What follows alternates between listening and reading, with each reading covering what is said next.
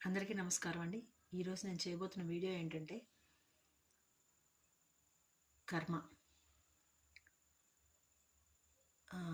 ఈ కాలానికి కర్మకి చాలా దగ్గర సంబంధం ఉందండి. ఏమిటంటే మనం ఏ పని చేస్తామో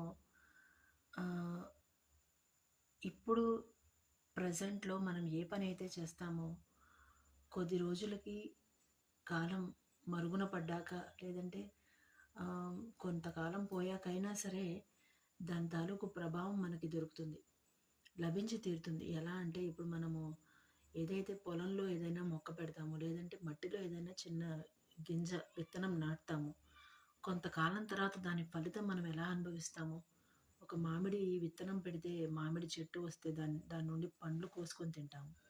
అదేవిధంగా మనం చేసిన కర్మకి ప్రతిఫలం, మనం చేసిన పనికి ప్రతిఫలం మనకు ఖచ్చితంగా లభించి తీరుతుంది. అది మనిషి జీవితంలో అయితే ఇంకా ఇంకా బాగా అసలు తెలుసుకోవలసిన తరుణం అనమాట. ఎందుకంటే మనం మంచి చేసామనుకోండి, మంచే మనకి ప్రతిఫలంగా లభిస్తుంది. ఇప్పుడు మనం ఏదైనా బియ్యం గింజలు, వరి నాట్లు నాటితే మనకు బియ్యం గింజల రూపంగా వస్తాయి.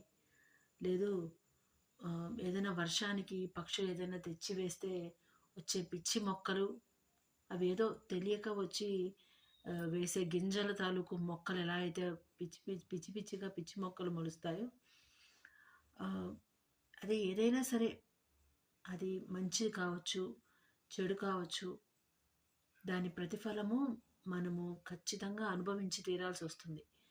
అందుకనే మనిషి అనేవాడు ఎన్నో జన్మల పుణ్యం చేసుకుంటే కానీ ఈ మనిషి జన్మ అనేది లభిస్తుంది. ఇది అందరూ చెప్పే మాటే. కానీ మనము చేయాల్సిన పని ఏంటంటే, మనం చేసే అంటే మనకి ఊహ తెలిసిన తర్వాత నుంచి ఇది తప్పు ఇది కరెక్ట్ అనేది మనకి ఎప్పుడైతే తెలుస్తుందో అప్పటి నుంచి మనం చేసే పనులు మంచి పనులే అయి ఉంటే మనకి లభించే ప్రతిఫలం కూడా మంచిదే లభిస్తుంది. అందుకే ఆ మంచి పనులు మనం చేయడానికి కావలసింది, మనకి మంచి పనులు మనం చేయడానికి కావాల్సింది ఏంటంటే దేవుడి స్మరణ కావాలి. దేవుడి స్మరణ చేస్తూ ఉంటే మనకి మంచి ఏది చెడు ఏది అని గ్రహించగలిగే గ్రహణ శక్తి అనేది తెలుస్తుంది.